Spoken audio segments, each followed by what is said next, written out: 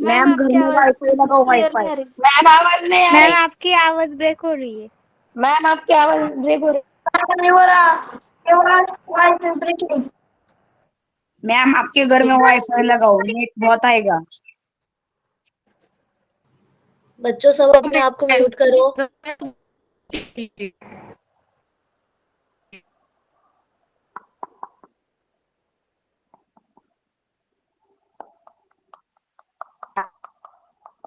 Wifi लगाओ, बहुत net आएगा।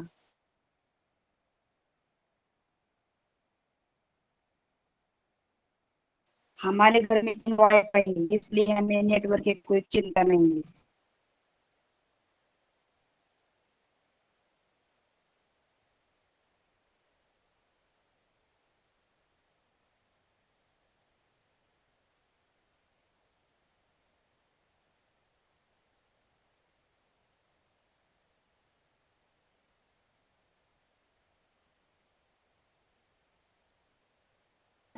मैम आवाज नहीं आ रही। 1 मिनट बच्चों, मैम को टाइम दो, उनका नेट थोड़ा चला गया है। आप सब अपने आप को म्यूट करके बैठो अभी। Okay ma'am.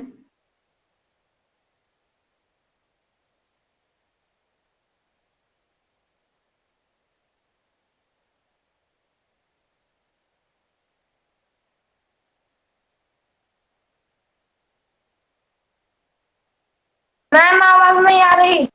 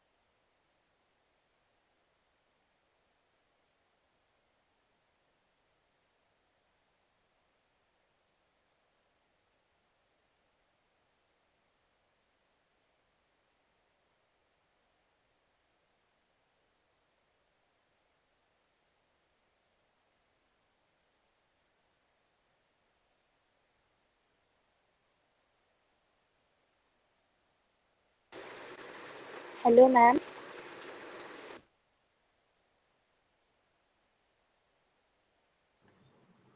बेटा 2 मिनट दे दो बस। मैम आ रही हैं। वो डिस्कनेक्ट हो गई थी, 2 मिनट दे दो बस।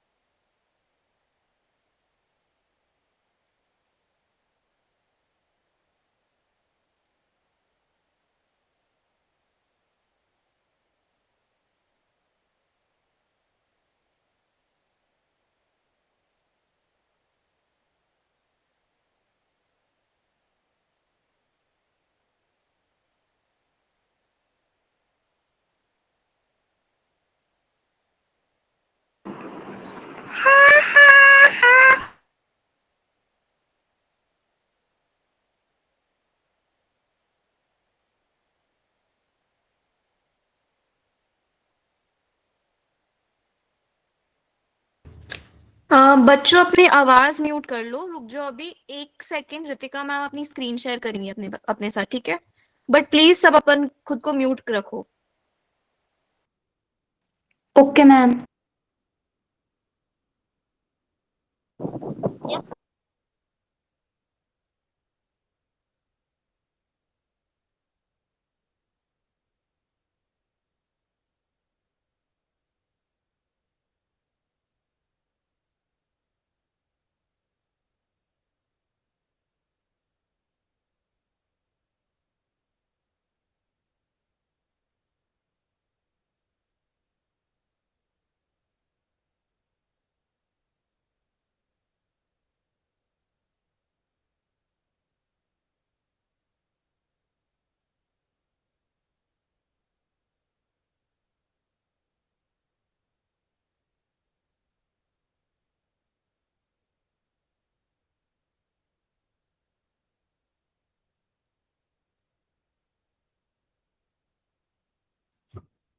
Ritika?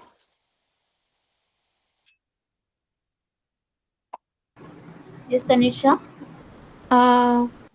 So I've sent my PPT to Ritika and she'll play it for me because the electricity You just, can share it to me as well. I'm here only.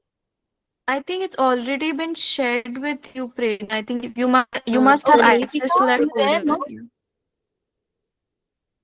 Tanisha, Sorry? can Are you you there? share it once again because it's not opening here? Okay, yeah, just a sec.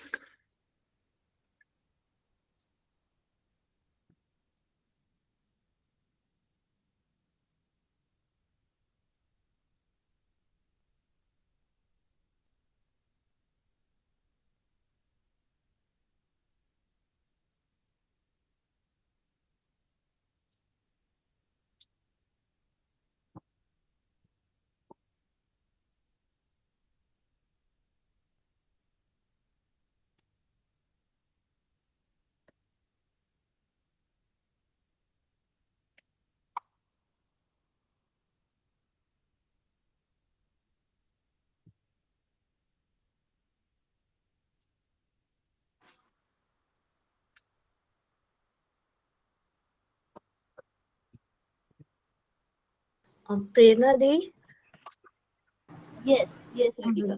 Didi, I'm sending it to you because like my laptop is not supporting it, I guess, Yes, you because it's can. not opening. Just send me and the edit option as well. Whatever. Oh, okay. Prerna, I have shared it with you over email also. So, and with Ritika and everybody as well. Hello, ma'am. Hello. हा Gunjan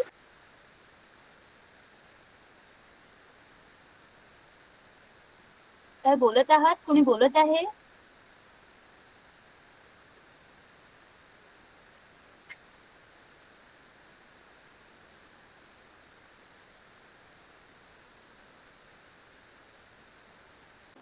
ma'am कोणत्या विषयाचा class आहे हा?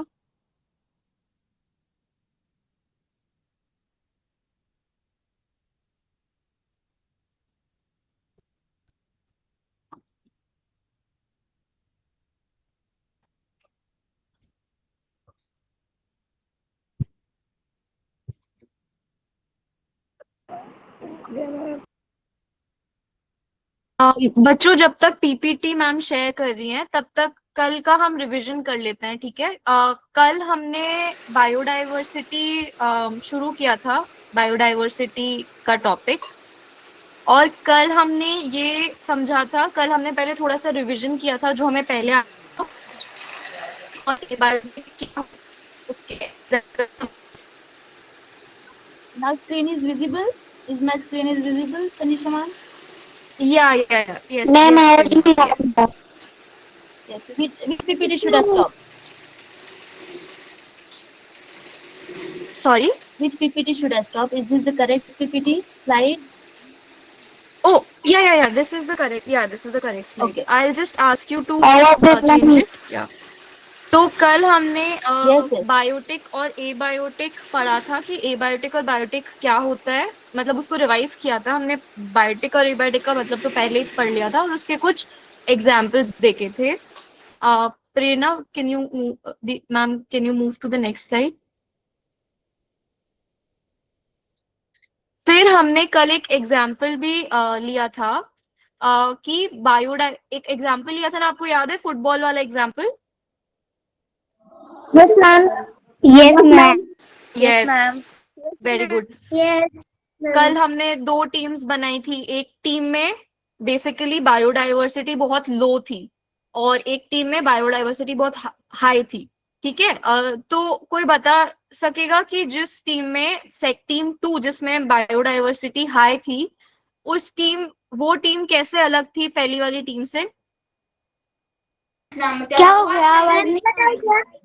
सब लोग ना अपने हाथ में सब गोलकीपर थे। आवाज हाँ। नहीं आ रहा है। बेटा अब सब लोग आप सब लोग एक साथ बोलोगे ना तो मैम टीम ए में आ, सिर्फ गोलकीपर थे और टीम हम्म, बी में सबसे ओके ओके टीम बी में गोलकीपर बॉलर yeah.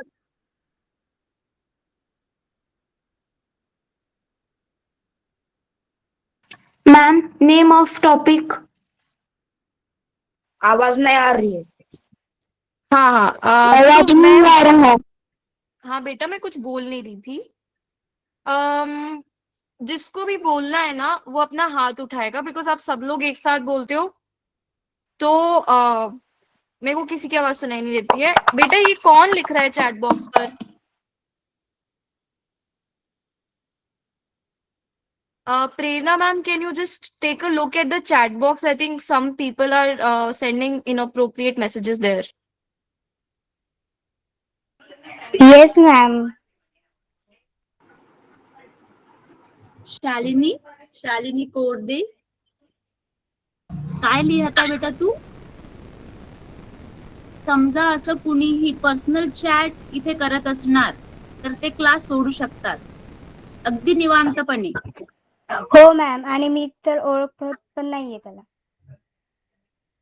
तर इथे कुणीही अशा प्रकारची चॅट केली असल्यास तो नंबर ब्लॉक केला जाईल आणि क्लासमध्ये त्यांना परत घेणार नाही, अजिबात घेणार नाही. आणि शालिनी कोड दे, लास्ट वॉर्निंग. ओके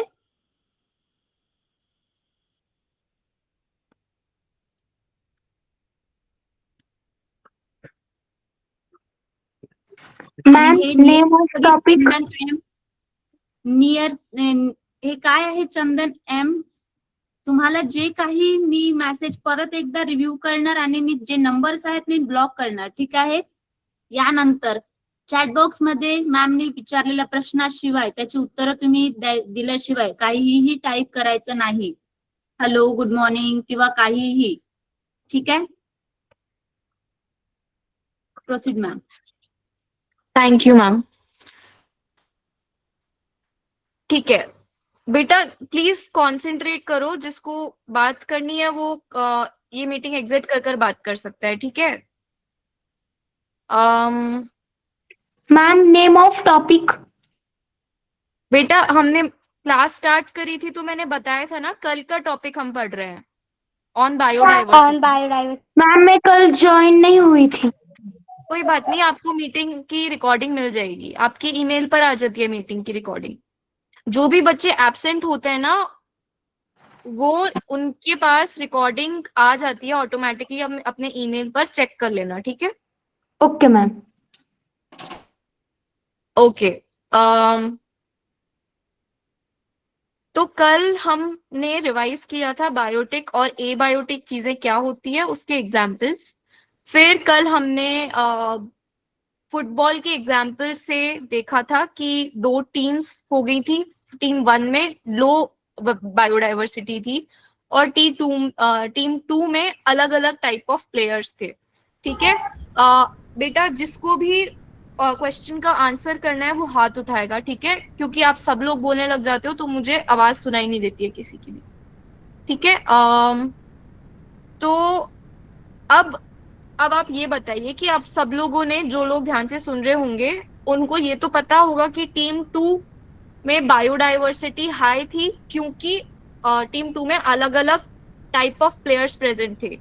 एक डिफेंस, कुछ प्लेयर्स डिफेंस में थे, कुछ प्लेयर्स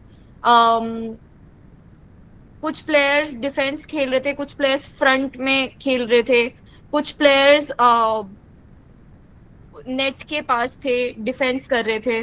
तो अलग अलग टाइप ऑफ प्लेयर्स प्रेजेंट थे फुटबॉल में, जो भी प्लेयर्स होते हैं. और टीम 1 में इसकी कमी थी जिसकी वजह से टीम 2 को फायदा हो रहा था और उसके जीतने के चांसेस ज्यादा थे. अब क्या ये बताएगा कि क्या अगर मैं बोलूं कि टीम 2 में 3 प्लेयर्स हैं, अलग अलग टाइप के प्लेयर्स, ठीक है, और टीम 1 में जिसमें सिर्फ एक टाइप का प्लेयर है पर उसमें ज्यादा नंबर ऑफ प्लेयर्स हैं. जैसे मान लो आपको XYZ कांस्टेंट वेरिएबल सिखाया होगा ना मैथ में. Yes ma'am. Yes ma'am. Yes ma'am. ठीक है. तो ठीक है, तो टीम 1 में मान लो 5 प्लेयर्स थे. टीम 1 में 5 प्लेयर्स हैं 5x, मतलब x ऐसे कर कर, जैसे मान लो सिर्फ एक टाइप का प्लेयर है पर 5 है, और टीम 2 में A B C D, ये A किसी एक टाइप का प्लेयर, B दूसरे टाइप का प्लेयर, C दूसरे टाइप का प्लेयर, पर सिर्फ 3 प्लेयर्स हैं। तो बताओ कौन सी टीम में बायोडाइवर्सिटी ज्यादा हुई? पहली टीम में सबसे ज्यादा बायोडाइवर्सिटी मैम बच्चों मैम टीम बी। पहली। ठीक है, जिन्होंने हाथ ऊपर किया मैं उनसे तो पूछूंगी, बाकी लोग अपने रिस्पॉन्सेस चैट बॉक्स में डाल सकते हैं। ठीक है, अब चैट बॉक्स में बाकी रिस्पॉन्सेस डालो जब तक मैं उनके सुनती हूँ जिन्होंने हाथ उठाया था। ठीक है, ज्योति, रादित्य और सपना। ज्योति, हाँ टीम आप 2 में। बोलो। टीम 2 में बायोडाइवर्सिटी टीम ज्यादा 2 में क्यों ज्योति? वो अलग अलग डिफेंस वाले प्लेयर्स है ना, उसलिए टीम 2 में अलग अलग। ओके, तो ज्योति क्या नंबर का कुछ रिलेशन है बायोडाइवर्सिटी से या नहीं है? नहीं है। नहीं है? हाँ। ओके, ठीक है, वेरी गुड, सही जवाब। तो जो लोग टीम 1 बोल रहे हैं, फिर वो क्यों बोल रहे हैं? कोई भी जिसने टीम 1 जो सोच रहा है कि टीम 1 है, उनसे मैं पूछना चाहूंगी कि क्यों। विमल, आपने लिखा है टीम 1, हाँ आप बोलो। मैम क्योंकि टीम 1 में ऐसा एक ही प्लेयर है जिसको 5 प्लेयर जैसा खेलने से आता है।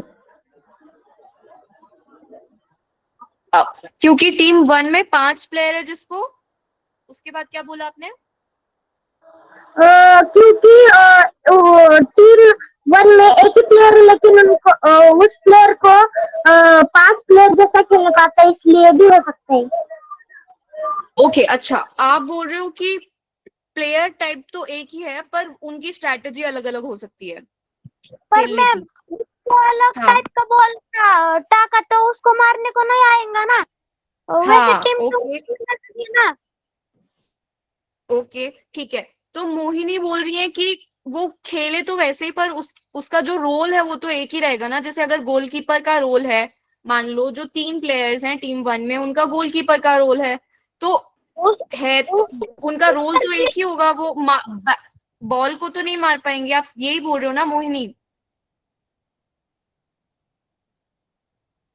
सही सुना मैंने मोहिनी, आपने क्या बोला? Yes ma'am. ओके, यस, ठीक है। तो ये सिर्फ एक एग्जाम्पल है जिसके द्वारा आप समझ सकते हो कि बायोडाइवर्सिटी होती क्या है। ठीक है, ये सिर्फ एग्जाम्पल, आप एग्जाम्पल में बहुत ज्यादा कॉन्सेंट्रेट मत हो। आप बस ये समझो कि अगर एक टाइप का प्लेयर है तो उसका रोल भी एक ही होगा, जो कि गोलकीपर का रोल है। तो हम 3 गोलकीपर का क्या करेंगे टीम में? जो बॉल को किक करते हैं, जो डिफेंस करते हैं, या फिर जो अटैक करते हैं, वो प्लेयर्स तो है ही नहीं, है ना? तो ये ये लेस वैरायटी टीम पर हावी पड़ सकती है, चाहे उसके पास नंबर ऑफ प्लेयर्स, चाहे नंबर ऑफ गोलकीपर ज्यादा हो, पर उस टीम में टाइप ऑफ प्लेयर्स की तो कमी हो गई है ना। तो नंबर का बायोडाइवर्सिटी से कोई लेना देना नहीं है। डाइवर्सिटी का मतलब होता है कि कितने अलग अलग प्रकार के लिविंग ऑर्गेनिजम्स हैं हमारे अर्थ पे। ठीक है, तो नंबर का कोई लेना देना नहीं है। ये आप सबको क्लियर आई होप हो गया है। अब इधर है राम, आपका कोई क्वेश्चन है? आपने हाथ ऊंचा कर रखा है।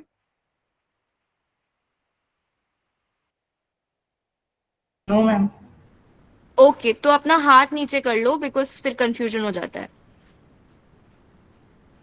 ठीक है ma'am, can you move to the next slide? हाँ तेजू। सैटरडे और संडे को छुट्टी होती है। हाँ तेजू, सैटरडे संडे को छुट्टी होती है। Okay ma'am, thank you. ठीक है, तो फिर कल हमने पढ़ा था कि ये हमारे सारे आसपास जो जीव हैं वो एक दूसरे से कनेक्टेड हैं। हमने ये भी बात की थी कि बायोटिक और एबायोटिक मतलब लिविंग ऑर्गेनिजम्स और नॉन लिविंग ऑर्गेनिजम्स एक दूसरे से कनेक्टेड रहते हैं, और हमने ये भी देखा था कि कैसे वो कनेक्टेड रहते हैं एक दूसरे से। ठीक है, तो ये आप ध्यान रखना इसका क्वेश्चन, ये जो मैंने फैक्ट बोला, हमने जो डिस्कस किया था abiotic and biotic factors. Factors मतलब organisms are dependent on each other. मैं इसका एक क्वेश्चन दूंगी वाई, ठीक है, तो आप सब लोगों को लिखना पड़ेगा चैट बॉक्स पे। अभी मैं वो डिस्कस नहीं करूंगी बिकॉज ऑलरेडी हमने कल डिस्कस कर लिया था। तो living organisms, non living organisms मतलब बायोटिक और एबायोटिक एक दूसरे से कनेक्टेड हैं, और वो कनेक्टेड जो एक दूसरे से कनेक्टेड होते हैं उसको बेसिकली बोलते हैं फूड चेन। एक तरीका होता है जिससे हम डिपिक्ट कर सकते हैं। क्या मोहिनी? अन्न साखळी अन्न सा- कहते अन्न साखळी. अन्न, ओके, हाँ, food chain, okay, food chain का मराठी बोल रहे हो आप, ठीक है, हाँ, तो उसको फूड चेन बोलते हैं। पर हम एक और चीज देखेंगे तो आपको फूड चेन तो समझ में आती है ना बच्चों, हमने कल भी डिस्कस किया था, आई होप आपने पढ़ी भी हो। Yes, ma'am. ठीक है, ओके, तो अब आप मुझे ये बताओ कि हमने कल डिस्कस किया था, जैसे मान लो हमने एक माउस का एग्जांपल देखा था ना कि माउस की पॉपुलेशन, अब चलो यहाँ पे माउस नहीं है, कोई इंसेक्ट ले लो आप, मान लो एंट ले लो, यहाँ पर जहाँ पे इंसेक्ट लिखा हुआ है, एंट ले लो, फिर बर्ड ले लो, मतलब कोई भी स्पैरो ले लो, और स्पैरो को खा रही है कैट, ठीक है। अब मान लो तो क्या बर्ड सिर्फ इंसेक्ट्स खाती हैं? क्या Yes. No, ma'am. No, ma'am. क्या बर्ड सिर्फ एक ही टाइप का, हाँ, क्या सिर्फ बर्ड एक ही टाइप का इंसेक्ट या फिर एक ही चीज खाती हैं, और चीज भी तो खाती हैं bird? बर्ड अलग-अलग इंसेक्ट और चीजें खा सकती है. खाती है. ओके, यस, और भी चीजें खा सकती हैं बर्ड्स। तो स्पैरो वर्म्स भी खाती हैं, वर्म्स होते हैं ना, Yes, ma'am. वर्म्स पता है आप सबको? worms। Yes, ma'am. गांडू. कीड़े, छोटे छोटे कीड़े, बर्ड स्नेक भी खाती है ना? हाँ, बर्ड्स, छोटे छोटे स्नेक्स, बर्ड स्नेक्स भी खाती है, स्नेक को बर्ड खाता है। ईगल नहीं बच्चों, मतलब स्नेक का तो खाना हुआ बर्ड, ठीक है, बर्ड स्नेक को नहीं खा पाती है, स्नेक बर्ड को खाता है। पर मेरा पॉइंट ये है कि बर्ड्स कीड़े, छोटे छोटे कीड़े खाती हैं, इंसेक्ट्स खाती हैं, और जो उनको चुग्गा देते हैं हम, कोई अनाज, वो भी खाती हैं। तो ये जो फूड चेन है उसमें कुछ लिमिटेशंस है, मतलब वो एक सिंपल कनेक्शन, जैसे प्लांट का कनेक्शन इंसेक्ट से है, इंसेक्ट का कनेक्शन बर्ड से है, ये डिपिक्ट करने के लिए तो सही है, बट ये बहुत इजी डिपिक्शन हो जाता है।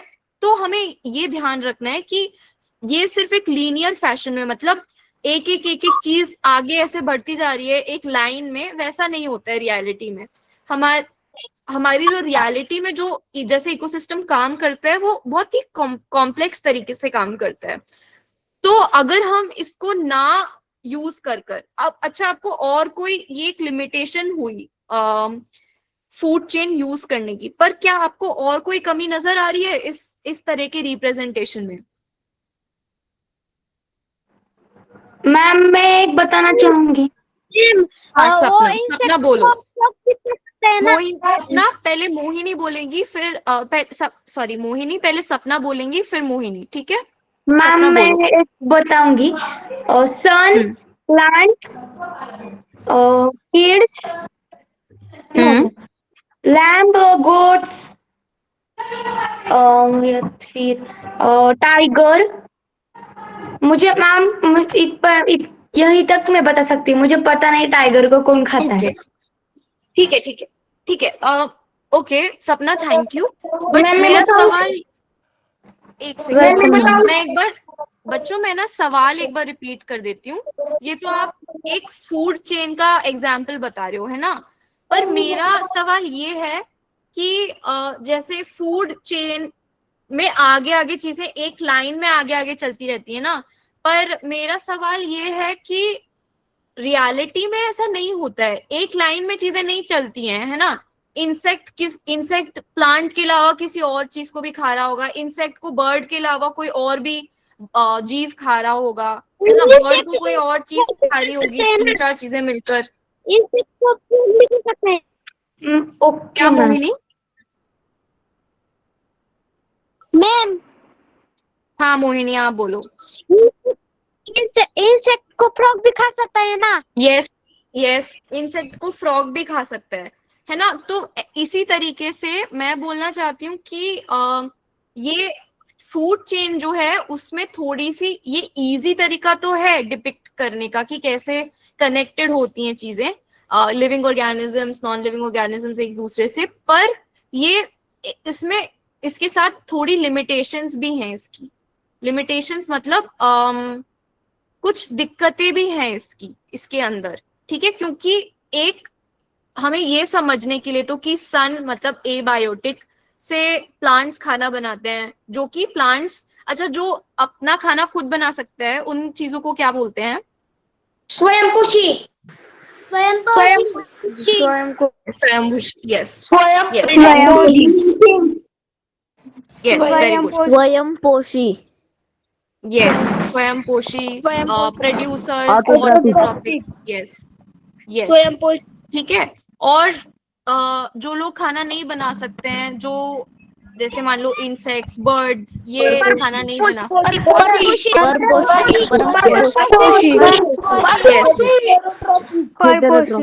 Yes, heterotrophic. और इस केस में अपन बोलेंगे yes yes yes yes yes. तो अपन फूड चेन के केस में बोलेंगे कि ये ऑर्गेनिजम्स होते हैं कंज्यूमर्स। कंज्यूमर जैसे ह्यूमंस भी कंज्यूमर्स होते हैं ना, हम कंज्यूम करते हैं रिसोर्सेस को, हम काम में लेते हैं रिसोर्सेस को, तो हम कंज्यूम कर रहे हैं, ठीक है। वैसे ही इंसेक्ट्स, बर्ड्स, लायन, स्नेक, ये ऑर्गेनिजम्स जो कि अपना पोषण खुद नहीं बना सकते हैं, किसी और पर डिपेंडेंट है वो पोषण लेने के लिए, उनको बोलते हैं कंज्यूमर्स, ठीक है। तो इस केस में हम यूज करेंगे वर्ड प्रोड्यूसर्स और कंज्यूमर्स, ठीक है। तो अब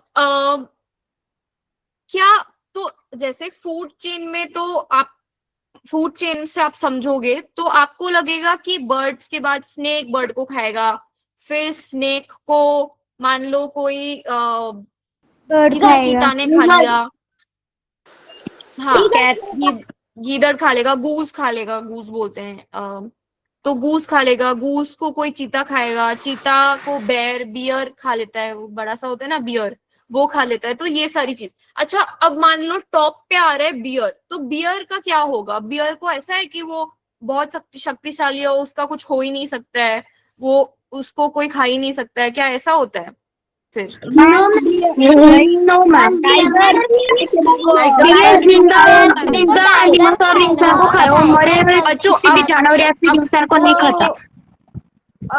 एक एक कर बोलना पड़ेगा। हाथ उठाओ। सुंदर आपने हाथ उठाया है, आप बोलो। मैम जब बियर मर जाता है तब उसको टाइगर या लायन खा लेता है। ओके, तो क्या टाइगर और लायन को ऐसा है कोई नहीं खा सकता? फिर मैम क्रोकोडाइल। मैम मैं बता सकती हूँ। मैम मैं बताऊँ? मैम मैं बताऊँ? एक सेकंड बच्चों, एक एक कर। सपना आप बताओ। मैम जब चीता, शेर, बाघ ये मर जाते हैं तब उनको कुछ छोटे छोटे जानवर खाते हैं ना? यस यस, हाँ। और जंगल में जो तरस होता है, तरस, वो चीता और शेर को खा सकता है ma'am? Yes yes yes, okay. Ma'am tiger को कौन खाता है? चीता और मुरब्बी, मैम टाइगर को कौन खाता है? मुरब्बी, हाँ मुरब्बी आपने हाथ ऊंचा किया था, आप बोलेंगे। अजगर खाता है। मुरत दी, बेटा बाकी सब माइक म्यूट कर लो। मुरत दी आप बोलो। हाँ मैम, वो चीता शेर मर जाएंगे, फिर उनका खर्च झाड़ों को भी हो सकता है। झाड़ू को खत मैम नहीं खत हो क्या सकता। होता है बेटा? मैं बताऊं? मैं बताऊं? Ma'am humus. ओके, तो क्या आप ये बोल रहे हो कि जब वो मर जाएंगे तो पेड़ पौधों में मिल जाएंगे? हाँ, मतलब उनका शरीर सड़ ओके, जाएगा और वेरी वो गुड, मिट्टी में यस मिलने लगेगा। एग्जैक्टली। ठीक है, तो ये हम ना सही बोल रहे हो, आप सब सही बोल रहे हो। ठीक है, थैंक यू बेटा। तो अब मैं आगे चलती हूँ, आगे बढ़ती हूँ। मुझे रिस्पॉन्सेज 2 मिल गए हैं, बहुत अच्छे अच्छे, थैंक यू बेटा।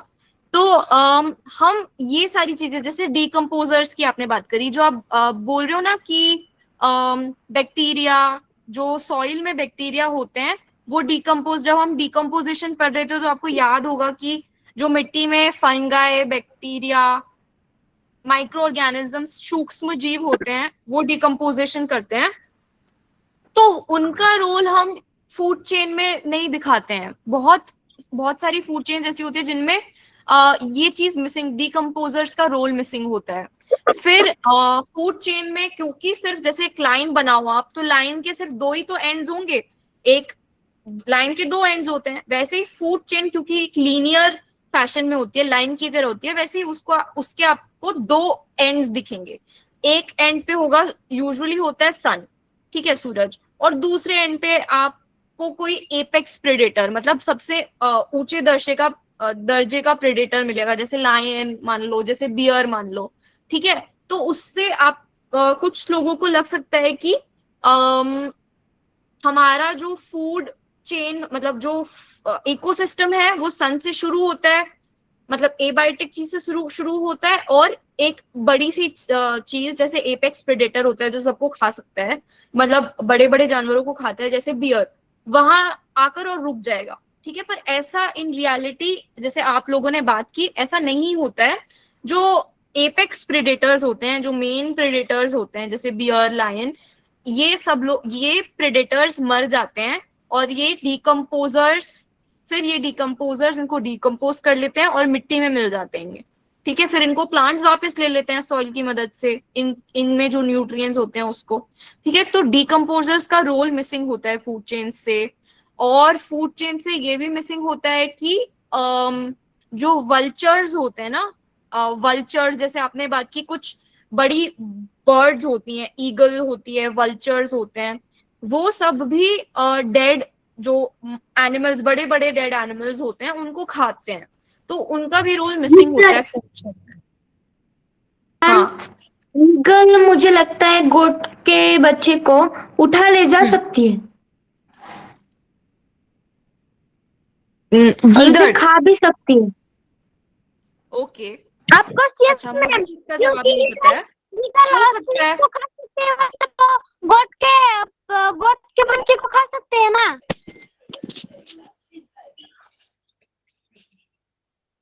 मैम गोट के मोहिनी बच्चे, सही बोल रही है, गीदड़ मांस ही खाते हैं।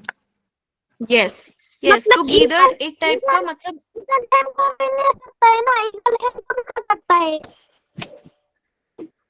यस, इंसान तो दोनों को खा सकता है ना।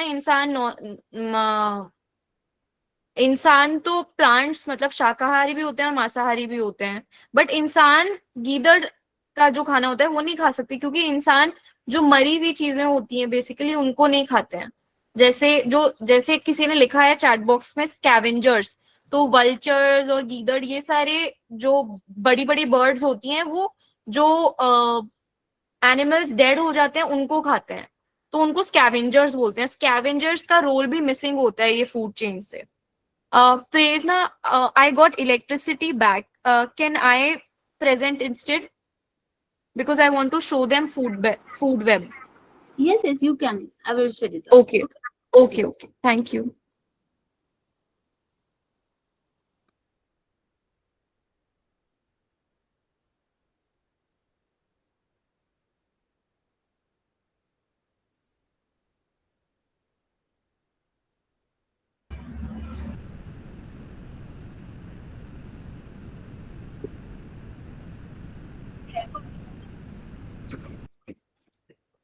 ठीक है बच्चों, मेरी स्क्रीन दिख रही होगी ना आपको? Yes Yes, ma'am. Yes ma'am. Okay, yes ma'am. तो ये आपका होमवर्क भी होगा, इसलिए पे अटेंशन, ठीक है? मैम मैं आप ग्रुप पे भिजवाने वाले हो ना? हाँ बेटा।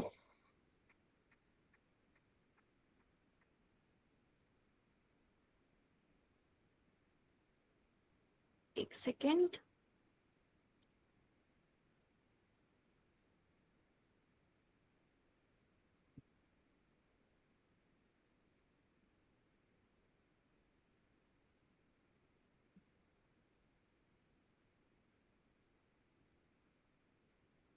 ठीक है, तो जो फूड चेन हम पढ़ रहे हैं वो ऐसी होती है, ठीक है? इधर एक प्लांट आ गया, इधर ग्रास हॉपर आ गया, फ्रॉग आ गया, है ना? आपको पिक्चर्स ज्यादा अच्छे से नहीं दिख रही होंगी, पर आप इसका पैटर्न समझो यहाँ से, ठीक है? तो फूड चेन अगर हम इसको सर्कल में भी बना ले तो इसके दो एंड्स है ना। यहाँ पे एक एंड हो गया प्लांट्स और एक एंड इधर हो गया फंगस, है ना, या फिर ईगल।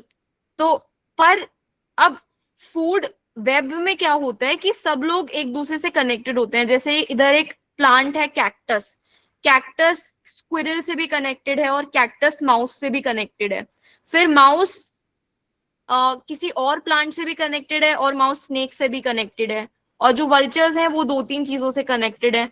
तो हम इस पैटर्न को यूज कर फूड वेब को यूज कर ज्यादा अच्छे से समझा सकते हैं कि रियलिटी में सिर्फ एक फूड चेन के जैसा पैटर्न फॉलो नहीं होता है, फूड वेब के जैसा पैटर्न फॉलो होता है। बिकॉज अब डेजर्ट में ऐसा तो होगा नहीं ना कि 3-4 ही ऑर्गेनिज्म होंगे, एक उसको दूसरे को खा रहा है, दूसरा तीसरे को खा रहा है, तीसरा चौथे को खा रहा है, ऐसा तो होगा नहीं। अब एक प्रेडेटर का माउस, जैसे मान लो माउस प्रे प्रेडेटर, जानते हो आप रिलेशन प्रे प्रेडेटर? प्रे मतलब इसको खाया जाए मतलब, और प्रेडेटर मतलब जो शिकार कर रहा है, ठीक है? तो जो शिकार कर रहा है वो ऐसा नहीं ना सिर्फ, जैसे मान लो स्नेक है, स्नेक सिर्फ माउस को ही खाएगा, स्नेक के मल्टीपल प्रेज होते हैं, ठीक है? तो मैम स्नेक फ्रॉग को भी खाता है। यस, स्नेक फ्रॉग को भी खाता है। तो हम ये इंटरकनेक्शंस फूड वेब के थ्रू शो कर सकते हैं। तो आपका होमवर्क ये है कि आप सब लोग अपना अपना एक फूड वेब बनाओ, ठीक है? फूड वेब ड्रॉ करो। फूड वेब का मतलब सबको समझ में आ गया ना? जैसे स्पाइडर जो होता है, मकड़ी का जाला देखा है? Yes ma'am. हाँ, बड़ा। यस, बड़ा होता है मकड़ी का जाला। तो मकड़ी के जाले जैसे ही, जैसे अलग मकड़ी का जाला जैसे विशाल होता है, बड़ा होता है, उसमें अलग अलग लाइंस होती हैं, वहां से ही फूड वेब को अपना वेब नाम मिला है, ठीक है? तो आपका होमवर्क ये है कि आप ये बनाओ, एक फूड वेब बनाओ अपना, ठीक है? अब हम आगे बढ़ते हैं और हम देखते हैं कि हॉटस्पॉट्स क्या होता है। बायोडाइवर्सिटी हॉटस्पॉट्स वो एरिया होते हैं बच्चों जहां पे बायोडाइवर्सिटी एट रिस्क है। एट रिस्क मतलब बायोडाइवर्सिटी उन एरियाज, ऐसे एरियाज हमने आइडेंटिफाई किए हैं, मतलब पहचाने हैं इंडिया में और वर्ल्ड में भी, जहां पर बायोडाइवर्सिटी खतरे में है एक्सटिंक्शन के या फिर एंडेंजर होने के। अब ये दो वर्ड्स मैं आपको मतलब समझाऊंगी। बायोडाइवर्सिटी इधर भी लिखा हुआ है, is an area with unique life that is in danger. Unique life मतलब जो भी बायोडाइवर्सिटी है वो डेंजर में है, ठीक है? अब ऐसे 4 हॉटस्पॉट्स है इंडिया में। हिमालय का रीजन जो नॉर्थ में है, इंडो बर्मा का रीजन, नॉर्थ ईस्ट वाली स्टेट्स होती है ना, असम साइड, 7 सिस्टर्स हम बोलते हैं, नॉर्थ ईस्टर्न स्टेट्स, वो वाला एक एरिया है, वो एक हॉटस्पॉट है। Sunderland, Nicobar, Andaman and Nicobar island जानते होंगे आप, जो कि एक यूनियन टेरिटरी है। Yes ma'am. यस, वो एक हॉटस्पॉट है। और वेस्टर्न घाट्स जो कि वेस्ट इंडिया में है, वो हॉटस्पॉट है एक। इंडिया का। तो इंडिया में 4 हॉटस्पॉट्स हैं। आपको देखो, अब जैसे ये पिक्चर देख रहे हो ना आप? Yes ma'am. तो ये यस दो मैम। Yes ma'am. Yes. ये 2 एनिमल्स की स्पीशीज, एक है इधर, एक साइड है lion tailed macaque. Lion tailed macaque जो कि एक टाइप का मंकी का स्पीशीज है, वो वेस्टर्न घाट्स में मिलता है। और ये पर्पल फ्रॉग, ये एक यूनिक टाइप का फ्रॉग है जो कि ब्लोटेड होता है, मतलब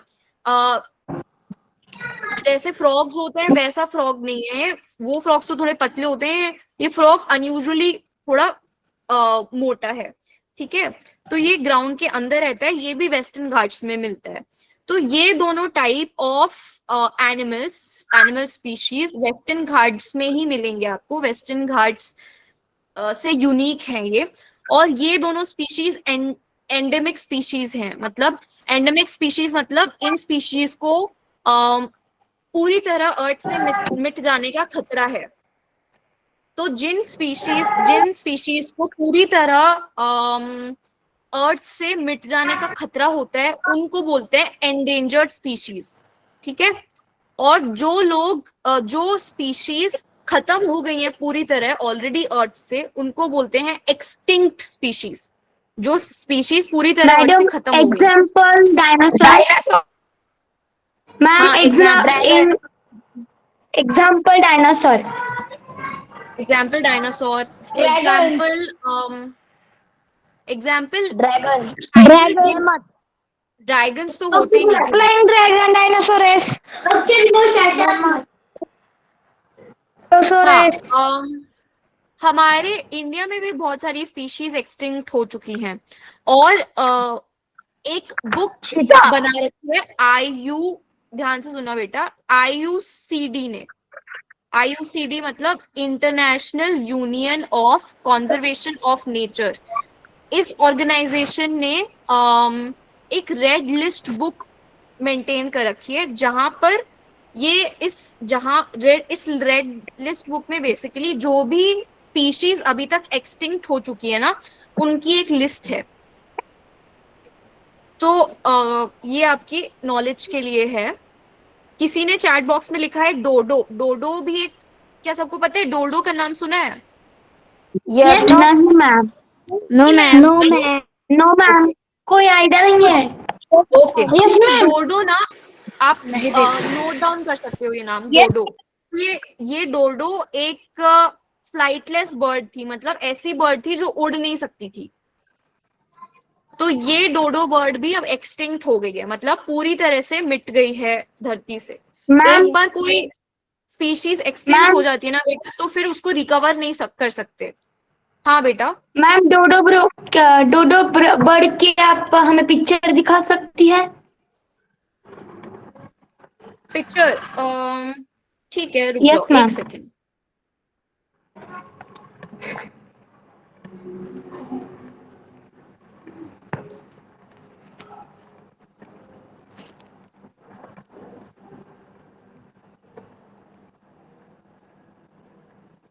देखो, ये ऐसी दिखती थी ये बर्ड बेटा, बहुत टाइम पहले एक्सटेंट हो चुकी है। इसकी ये पिक्चर है। ये द ओनली, मतलब बहुत कम फ्लाइटलेस बर्ड्स होती हैं, बहुत कम ऐसी बर्ड्स होती हैं जो कि उड़ नहीं सकती हैं, ये उसमें से एक थी और ये अब एक्सटिंक्ट हो चुकी है। और अगर कोई स्पीशीज एक बार एक्सटिंक्ट हो गई तो फिर वो वापस अर्थ पे नहीं आ सकती, क्योंकि उसकी पूरी पॉपुलेशन ही मर गई है। तो अब ऐसा कोई मैम मुझे तरीका, आता है डोडो बर्ड नहीं मैम, है का? अगर हमें उसकी बोन्स मिल गई तो हम उनके DNA से उनके जैसा एक डुप्लीकेट बना सकते हैं ना? हाँ ऐसा हो सकता है। अभी तक मुझे नहीं लगता ऐसा कुछ हुआ है, पर हाँ अगर उनका DNA मिल जाए तो ऐसा कुछ हो सकता है, बट मुझे नहीं लगता अभी तक हमने किसी भी एनिमल को हम रिवाइव कर पाए हैं। क्योंकि क्या? मैम जो डायनासोर थे उनका भी स्ट्रक्चर हमें उनके बोन्स से ही पता चला था। हम्म।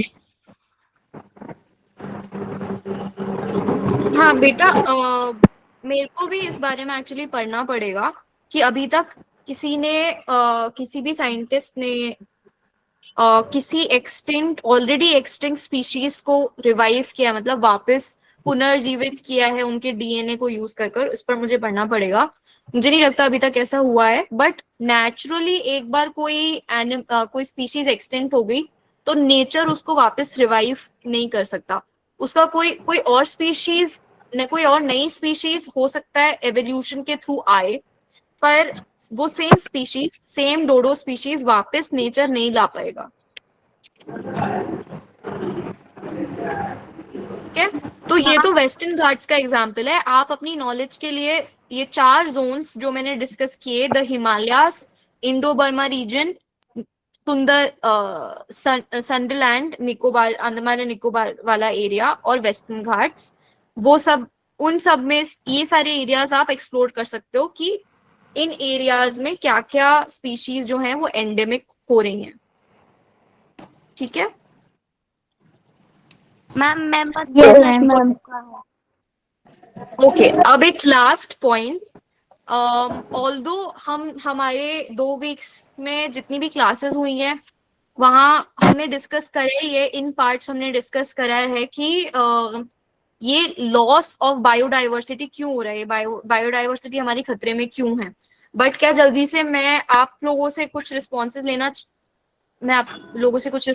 चाहती हूँ कि व्हाट आर द रीजंस, क्या वजह है कि बायोडाइवर्सिटी खतरे में है हमारी। हमारे पोल्यूशन, इसलिए air pollution, factory pollution, green house effect, air pollution, बेटा आप सब लोग ग्रीन बात हाउस करोगे मुझे।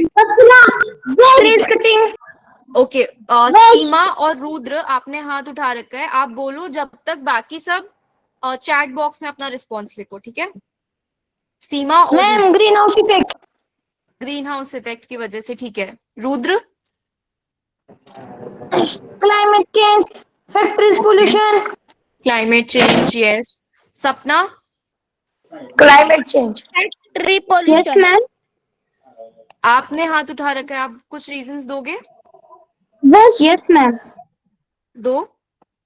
मैम जो फैक्ट्री में से गंदा पानी निकलता है वो नदी में मिल जाता है, वो फिर वह नदी बहते बहते जंगल तक चली जाती है। उसमें जो बैक्टीरिया होते हैं वो प्राणी पी जाते हैं, इसलिए उनको वो इस धरती Yes. पर नहीं रहते। Yes, okay. Rohit. Yes ma'am. हाँ, आपने भी हाथ उठा रखा है, आप भी बोलो। पहली वजह है ग्लोबल वार्मिंग एंड दूसरी वजह है पानी का प्रदूषण जो कंपनी से आता है, और ग्लोबल वार्मिंग भी ज्यादा बढ़ रही है, उसके वजह से कुछ प्राणी मर भी रहे, और जो केमिकल्स होते हैं उसकी वजह से प्राणी वो पानी पी जाते हैं, या फिर पेड़ कटाई भी एक प्रॉब्लम हो सकती है, क्योंकि चिड़िया जो बर्ड्स होते हैं उनके घर पेड़ पर होते हैं, और एक इंटरनेट भी उनका एक ये हो सकता है। इंटरनेट की वजह से ज्यादातर अब चिड़िया मर रही है। ओके, इंटरनेट की जो रेज होती हैं। Okay, Rohit. Air pollution, Shriraj air आपने हाथ पोल्यूशन उठा रखा है। Ma'am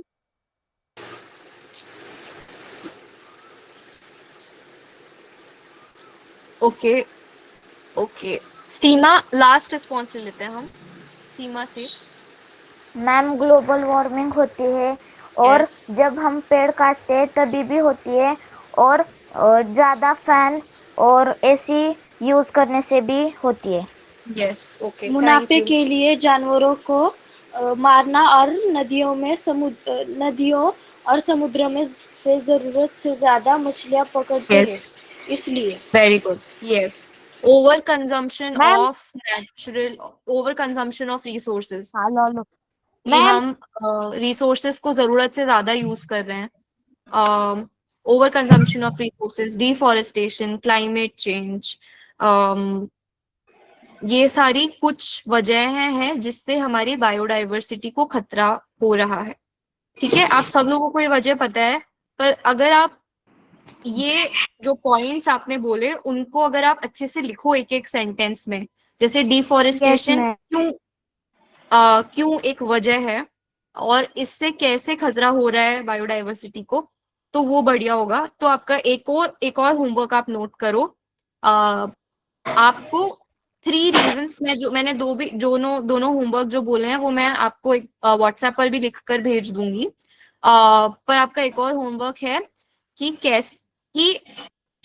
give 4 reasons that give 4 reasons for the loss of biodiversity and explain them in 3 to 4 points। ठीक है, ये आपका होमवर्क है।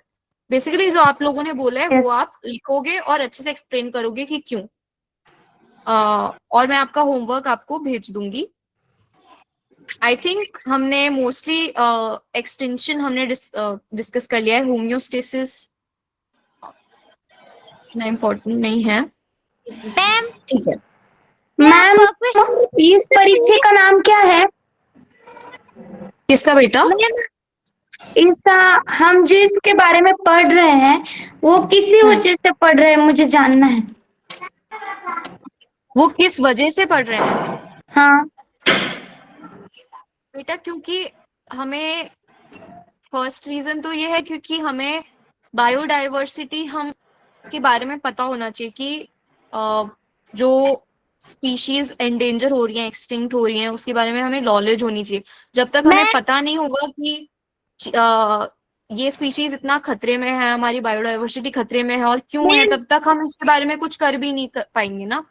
तो एक साइंटिफिक अवेयरनेस डेवलप करने के लिए हमें इन चीजों के बारे में पढ़ना जरूरी है। हमें अवेयर रहना जरूरी है कि वर्ल्ड में हो क्या रहा है। तो जैसे हम जनरल नॉलेज पढ़ते हैं वैसे ही हम साइंस में भी जो नॉलेज है आसपास की, हमारे एनवायरनमेंट की, वो पढ़ना हमें जरूरी है। ठीक है मोहिनी, आप हाँ बोलो।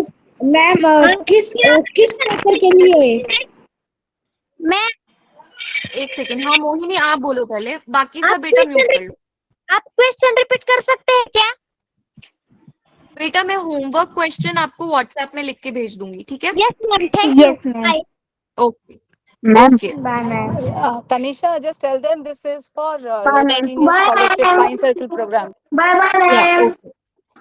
हाँ बेटा, जो आप लोग पूछ रहे थे ना कि हम किसके लिए पढ़ रहे हैं, वो आपका जो एग्जाम होने वाला है 21 जून को आपका एग्जाम होगा ना, लोडा जीनियस साइंस स्कॉलरशिप, उसके लिए है ये।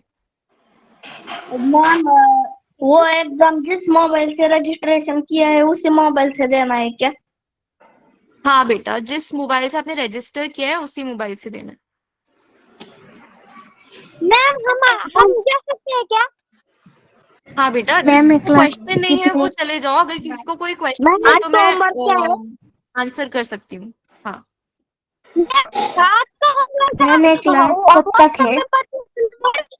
बेटा मेरी तरफ से खत्म हो गई है क्लास। अगर आपको कोई क्वेश्चन हो मैम तो आप या तो मुझे डायरेक्टली पूछ लेना, ठीक है?